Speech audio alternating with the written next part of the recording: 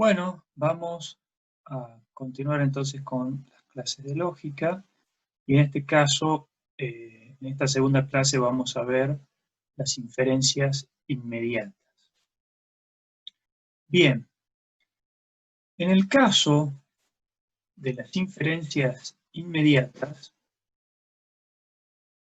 lo que vamos a hacer es trabajar con lo que se denominan las proposiciones categóricas. En el caso de las proposiciones categóricas, vamos a analizar específicamente dentro de la historia de la lógica lo que corresponde a la lógica antigua, la lógica tradicional de Aristóteles, y dentro de la lógica aristotélica un capítulo muy específico que es cómo a partir de una proposición puedo inferir el valor de verdad de otra proposición. Esto es lo que se llaman las inferencias inmediatas, porque si sé el valor de verdad de una proposición, puedo inferir y saber el valor de verdad de otra proposición a partir de ciertas reglas. Las inferencias mediatas serían, en el caso ya del silogismo, cuando tengo dos premisas y a partir de eso, por esa mediación, puedo inferir una tercera. En este caso vamos a ver un modo más simple, que es lo que se llaman las inferencias inmediatas. Bien, las inferencias inmediatas tratan sobre aserciones acerca de clases. ¿Qué significa esto?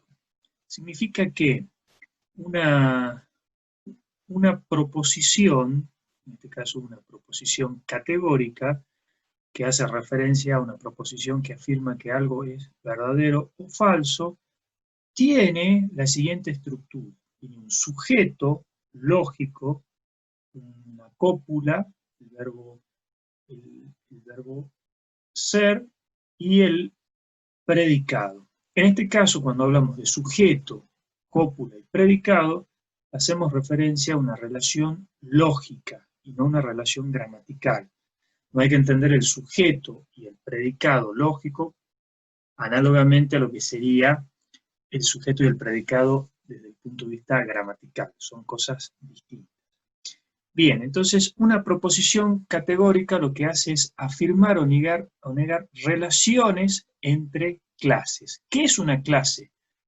Bueno, una clase es un conjunto de cosas, básicamente. Es decir, cuando hacemos referencia a una clase, yo puedo decir, bueno, supongamos la clase de los cocodrilos. ¿Qué son los cocodrilos? Es un conjunto de entes que comparten las mismas características y que entra en relación, por ejemplo, en la proposición, si yo digo los cocodrilos son reptiles, en este caso cocodrilo sería el sujeto y reptil sería el predicado. ¿Qué es lo que hago? Lo que hago es unir una clase, que es el concepto cocodrilo, y lo que voy a decir es que este concepto está incluido en otro concepto más amplio. Es decir, que la proposición que expresa los cocodrilos son reptiles supone que el término cocodrilo está incluido dentro de un concepto más grande que es reptil. Y no a la inversa, no es lo mismo decir que todos los reptiles son cocodrilos, porque de hecho yo puedo decir que una lagartija es un reptil, pero no es un cocodrilo. Entonces, estas relaciones van a mantener ciertas restricciones, ¿sí? Bien, entonces una clase es un conjunto de cosas. Cada clase contiene elementos, y esto es a lo que vamos a llamar la distribución de los términos. ¿Qué significa distribución de los términos?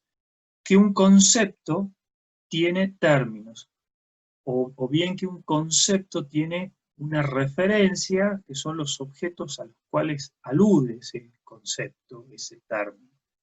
En este caso, la distribución del término supone que se hace relación a la totalidad de del conjunto de elementos que tiene un concepto. Y esto hace referencia a la diferencia entre intención y extensión de un concepto. En este caso, el término distribución va a ser análogo a la extensión. Para hacer algo brevemente, lo que podemos decir es que la referencia supone que un concepto se puede caracterizar a partir de que se enumeran los elementos de ese concepto. ¿Qué significa la extensión, por ejemplo, del término planeta? En el caso del planeta del sistema solar, supone enumerar sus elementos: Mercurio, Venus, Tierra, Marte, Júpiter, Saturno, etc. Cuando yo enumero todos los elementos, supongo que ese concepto he expresado toda la extensión de elementos del concepto. La intención, por ejemplo, refiere al significado. En realidad, lo que hago es expresar la propiedad esencial de ese concepto.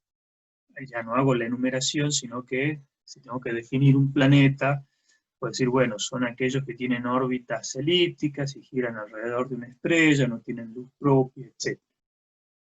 Esto me permite también hacer una diferencia cuando defino algo. Lo defino por su extensión o lo defino por su intención. En este caso, entonces, el término extensión me va a hacer referencia, entonces, a el conjunto de elementos que tiene una clase. En este caso, para dar un ejemplo, planeta del sistema solar, la extensión de sus elementos son Mercurio, Venus, Tierra, Marte, Júpiter, Saturno, Urano, Neptuno y Plutón, y podría decir que estos son la totalidad de los elementos del concepto, que está tomado en toda su extensión. Bien, esto me va a permitir analizar desde el punto de vista sintáctico y interno a la proposición categórica. Aristóteles lo que hace es clasificar 4 tipologías de proposiciones. Estas 4 tipologías son las siguientes. Se van a caracterizar según cantidad, es decir, si son universales o particulares, y con respecto a la calidad, es decir, si son afirmativas o negativas. En este caso vamos a tener entonces 4 tipos de proposiciones. Las proposiciones universales afirmativas, por ejemplo, todos los hombres son mortales, se va a caracterizar con la letra A. La proposición universal negativa, ningún hombre es mortal, se va a caracterizar con la letra E. La particular afirmativa, algún hombre es mortal, con la letra I, y la particular negativa, algunos hombres no son mortales, con la letra O. En este caso, estas proposiciones categóricas tienen una relación entre su sujeto y el predicado.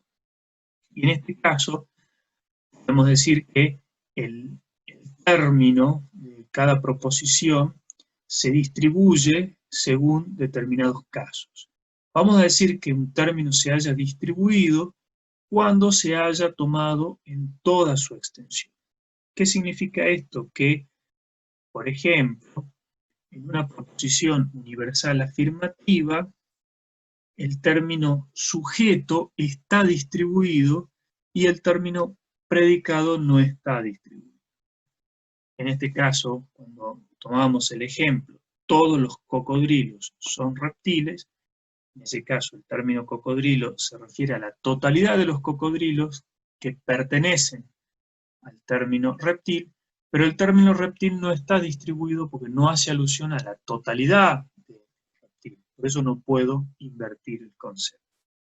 Bien, entonces ustedes acá pueden visualizar que, por ejemplo, en la proposición universal negativa se distribuye el sujeto y el predicado. En las proposiciones particulares afirmativas no hay distribución ni de sujeto ni de predicado, y en las particulares negativas se distribuye solamente el predicado.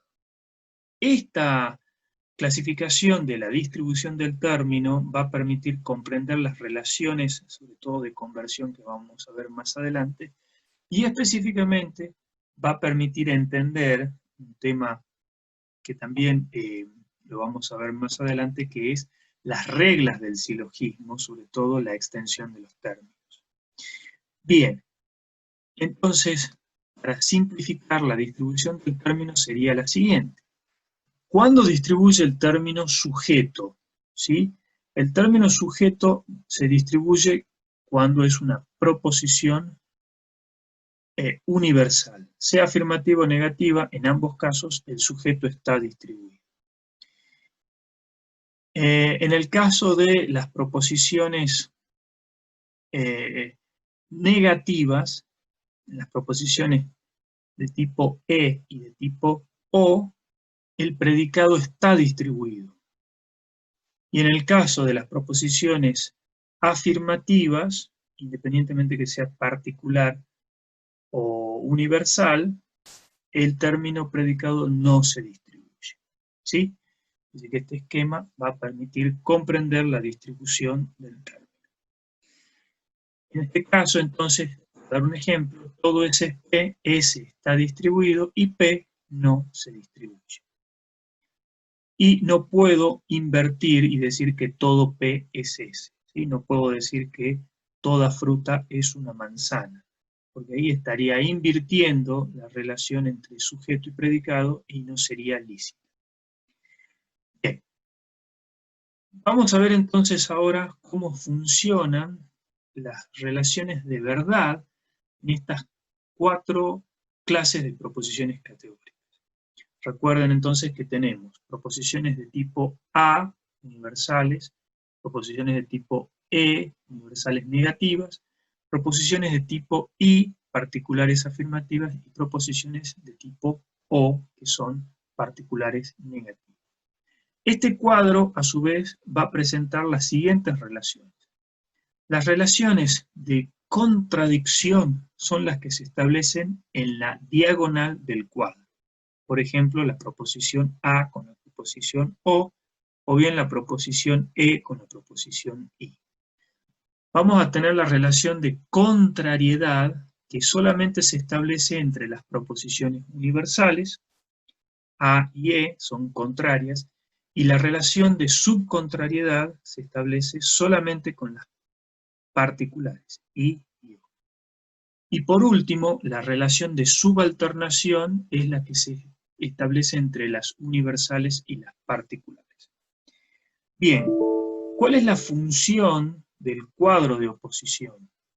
La función del cuadro consiste en lo siguiente, que si yo sé el valor de verdad de A, por ejemplo, si todo ese P es verdadero, es posible que pueda saber el valor de verdad de las restantes proposiciones, solamente con la información de una proposición.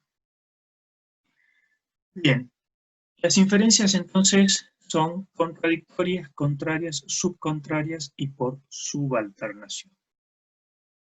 En el primer caso, las proposiciones contradictorias, su definición de verdad es la más fuerte, porque en realidad dos proposiciones contradictorias nunca pueden tener el mismo valor de verdad. Esto significa que si una proposición de tipo A es verdadera, necesariamente la proposición contradictoria va a ser falsa. Del mismo modo, si la proposición E es falsa, su contradictoria, la I, que pueden ver en la diagonal del cuadro, necesariamente va a ser verdadera. ¿Sí? Esto significa que si yo sé el valor de verdad de una contradictoria, necesariamente puedo inferir el valor de verdad de la otra. Lo importante acá es que la contradicción solo se establece en las diagonales del cuadro. Las proposiciones contrarias no son contradictorias y por lo tanto tienen otra definición de verdad. En este caso, las proposiciones contrarias, las proposiciones de tipo A y E, guardan la siguiente relación.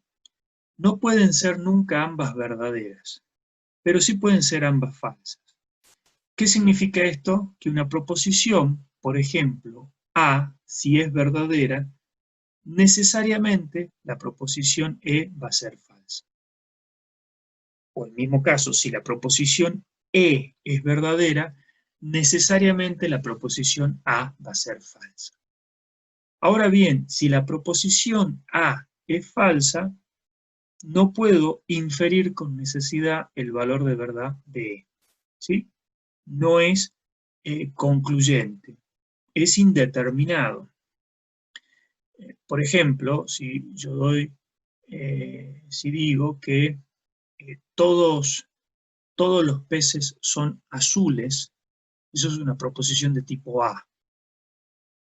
Esa es una proposición falsa, porque no todos los peces son azules. Y la contradictoria, ningún pez es azul, también es falsa. Es decir, que ambas proposiciones pueden ser falsas. Bien. En el tercer caso tenemos las subcontrarias, que son las relaciones I y O, es decir, en la parte de abajo del cuadro. Su definición de verdad es la siguiente, que no pueden ser ambas falsas, pero sí pueden ser ambas verdaderas. Es decir, que estas se comportan de modo inverso a las contrarias. ¿Esto qué significa? Que si una, sea una proposición I o bien la proposición O, es falsa, necesariamente la otra tiene que ser verdadera. Es decir, si la proposición I es falsa, necesariamente O es verdadera, y viceversa. Si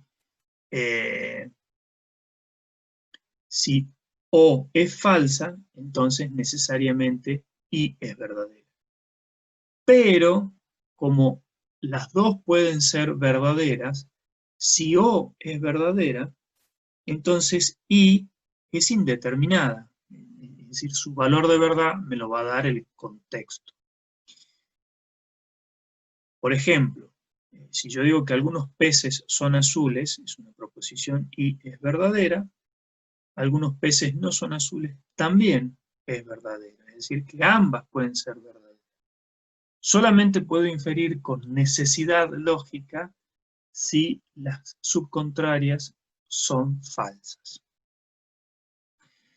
Y por último tengo la relación de subalternación. La relación de subalternación consiste en lo siguiente, es entre la subalternante, que es la universal, y la subalterna, que es la particular.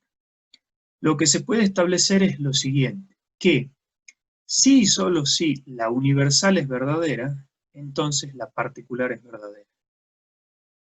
Y por otra parte, una subalterna implica una subalternante, si y solo si la particular es falsa, entonces la universal es falsa.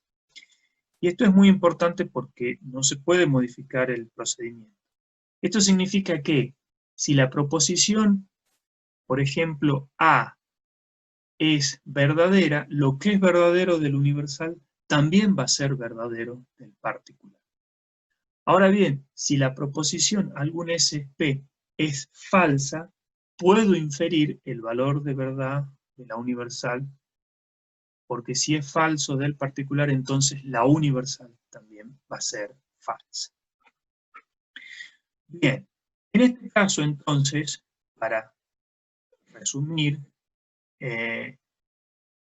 tenemos los siguientes casos. Las proposiciones contradictorias poseen valores de verdad opuestos, es decir, que si I es verdadero, necesariamente E va a ser falsa. En el caso de las contrarias, no pueden ser nunca ambas verdaderas. Esto significa que en el caso de si A es verdadera, necesariamente E va a ser falsa.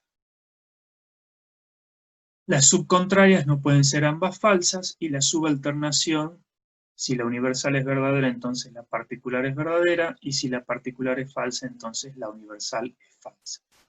Esto significa entonces, para culminar, que si tengo el valor de verdad de A, puedo inferir el valor de verdad de E. Si A es falsa, E es falsa por relación de contrariedad.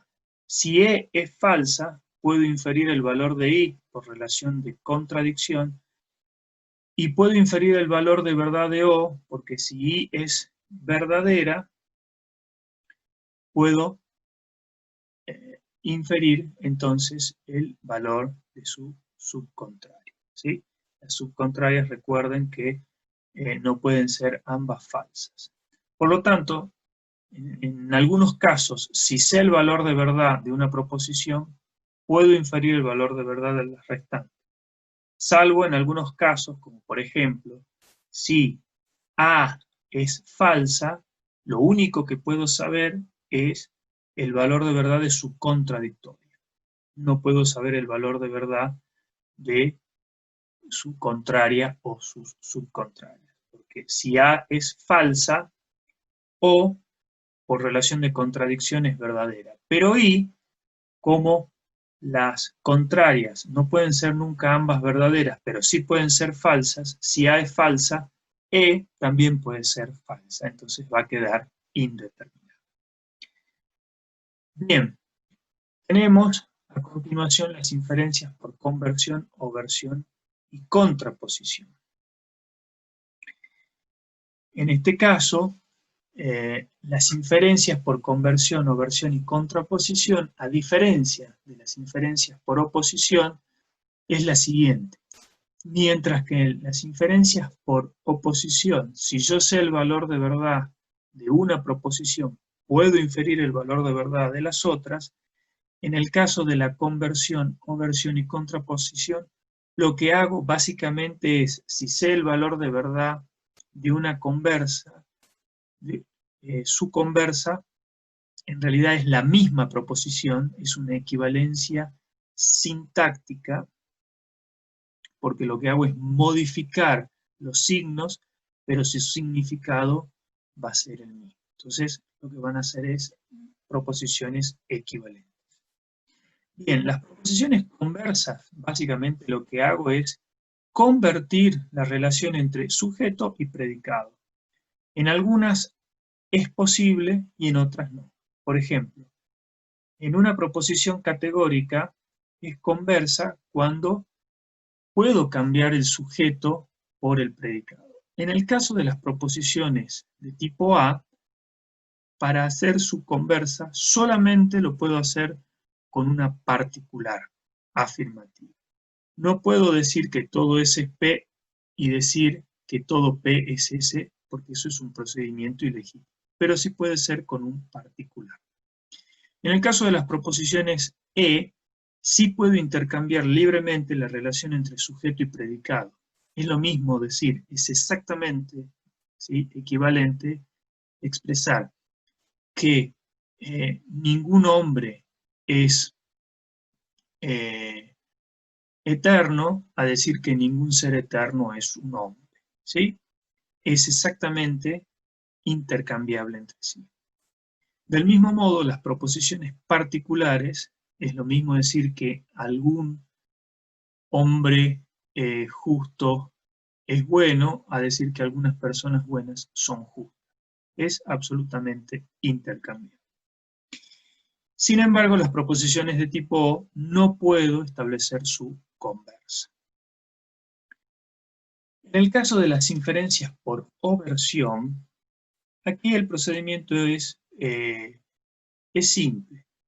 Consiste que tengo una O vertiente y la O versa. En realidad lo que hago es cambiar, si es una proposición de tipo A, la cambio por una proposición de tipo E. Es decir, cambio la calidad. Si es afirmativa pasa a ser negativa. Y lo que hago es modificar su predicado por su clase complemento. ¿Cómo modifico la clase complemento? Introduzco una negación a el predicado. Entonces, esto quiere decir que la proposición A, todo S es P, es exactamente equivalente, es lo mismo que expresar ningún S es no P. Esto quiere decir que si digo todos los hombres son mortales, es verdadera, es exactamente equivalente a decir que ningún hombre es no mortal. Ambas proposiciones son exactamente iguales.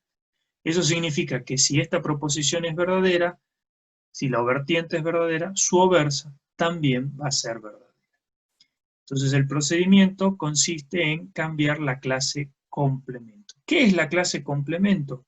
Es básicamente que si yo tengo la clase planeta, su clase complemento es no planeta, ¿sí? Eso es la clase complemento. Digamos que consiste en aquella clase de la totalidad de elementos que no constituye a la clase a la cual hace referencia. Si yo digo clase libros rojos, su clase complemento es libros no rojos, ¿sí? Entonces, la oversión básicamente consiste en cambiar su calidad, si es negativa pasa a ser afirmativa y viceversa, y su clase complemento.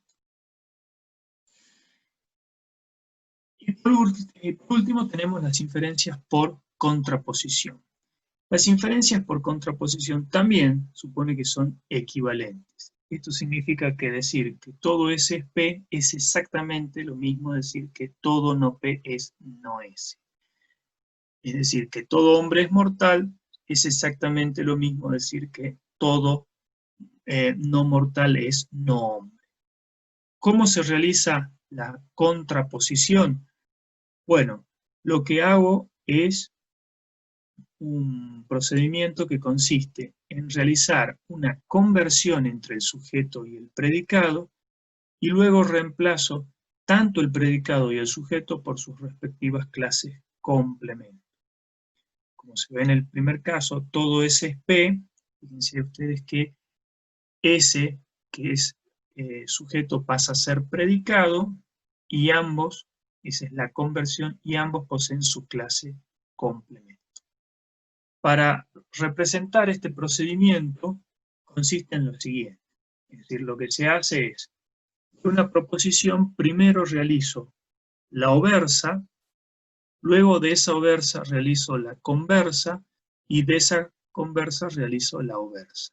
Puede parecer complejo, pero en realidad es algo mecánico, es decir, todo S es P, modifico la oversa, es decir, si es una proposición de tipo A, pasa a ser una proposición de tipo E, y modifico su predicado con una clase complemento.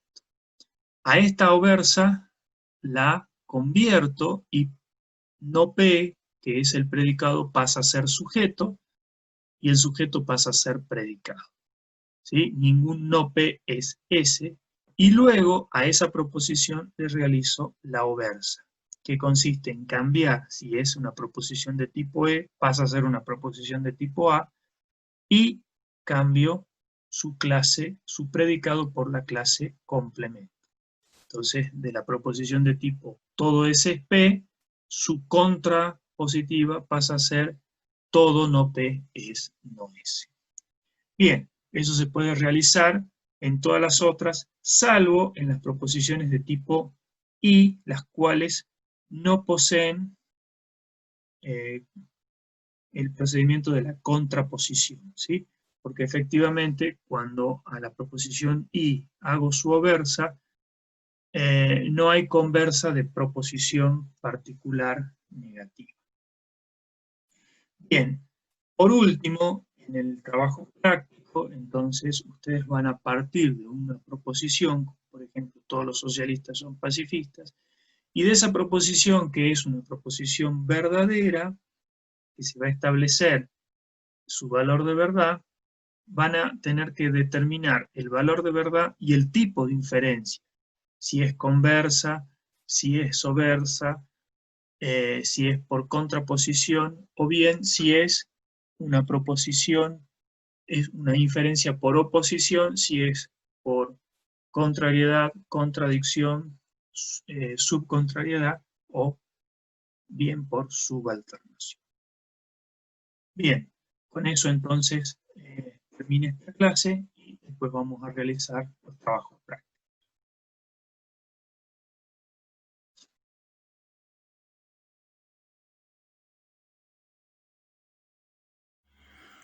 Bien, vamos a desarrollar muy brevemente en esta segunda parte práctica cómo se resolverían entonces los ejercicios.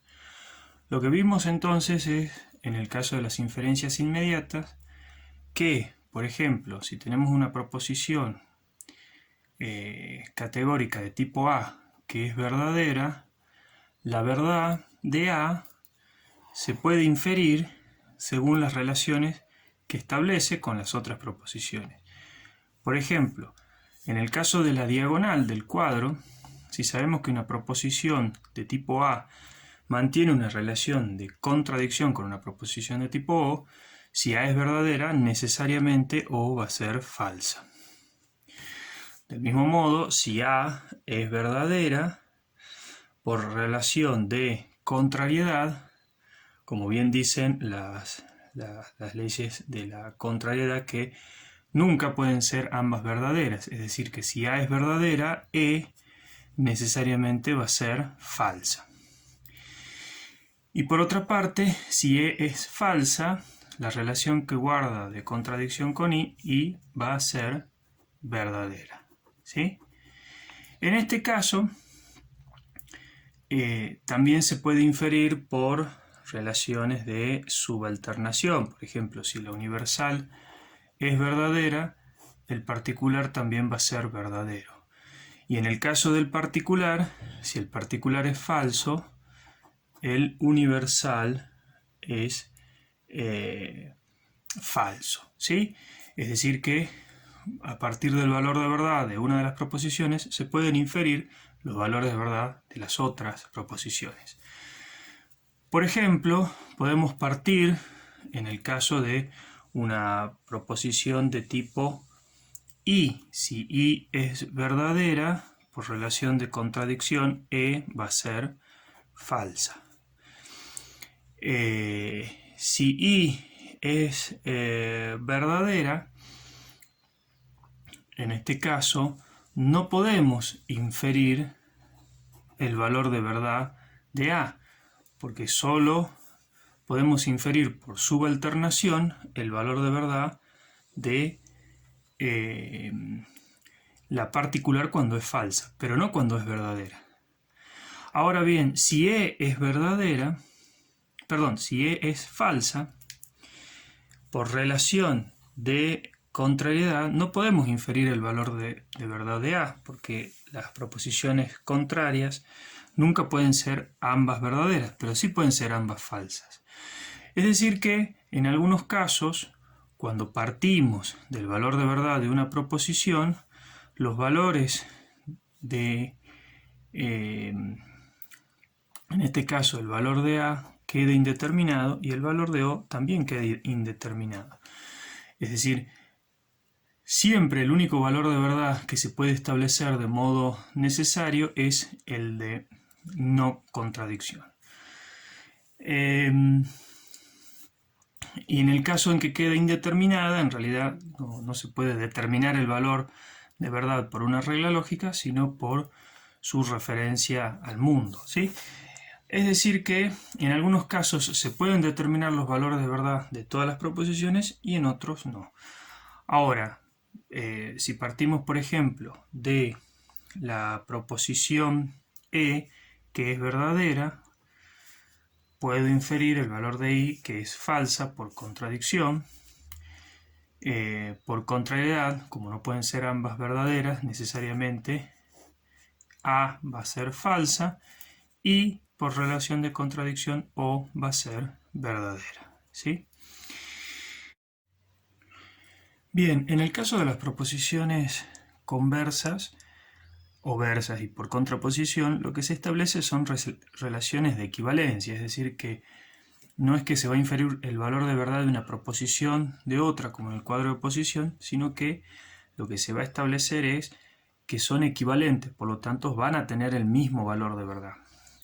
Lo que supone una proposición conversa es que puedo modificar el lugar de una proposición de tipo A, como todo SSP, por una proposición de tipo I, algún SSP, solo que voy a poder intercambiar la relación entre sujeto y predicado, es decir, que voy a poder cambiar la proposición todo SSP por una proposición algún P es S.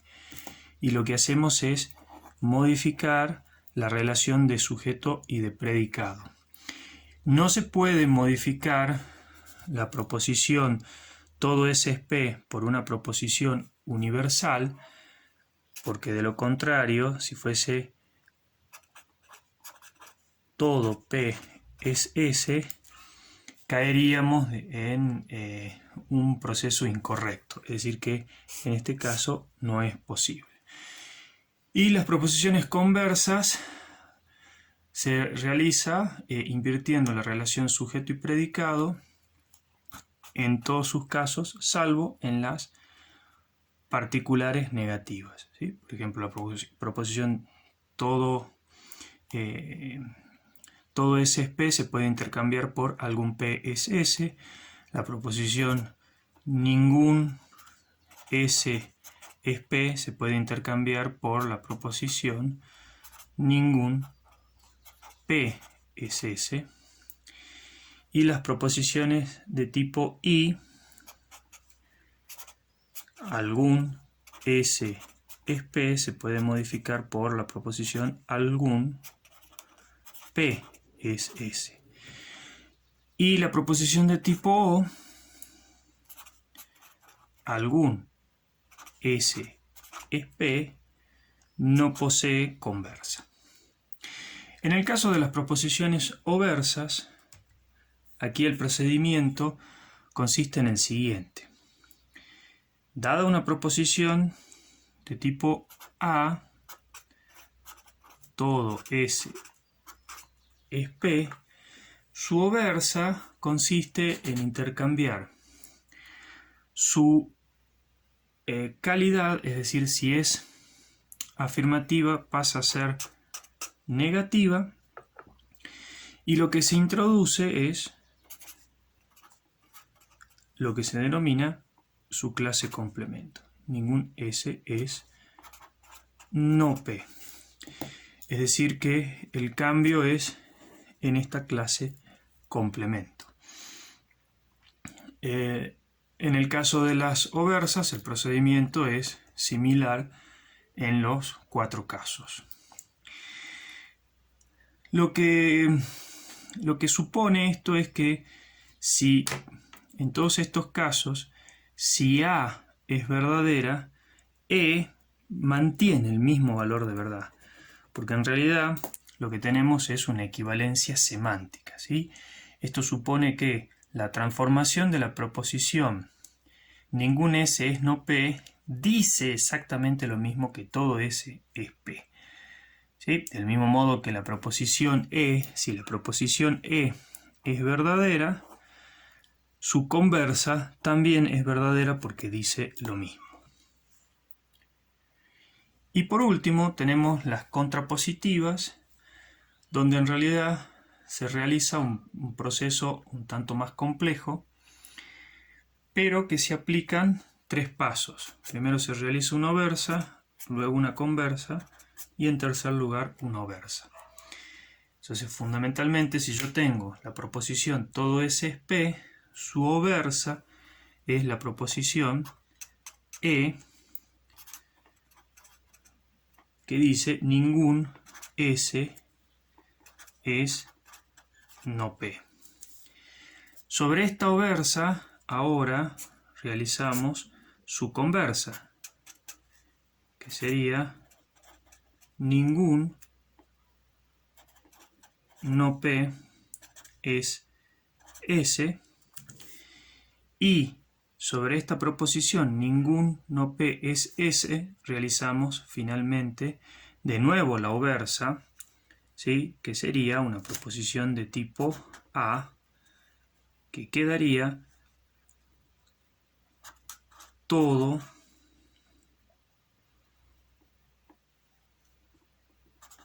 no P es, y realizamos la clase complemento no S, ¿sí? Es decir que una contrapositiva, es decir, la contrapositiva de todo S es P, sería la proposición de tipo A, todo no P es no S, ¿sí?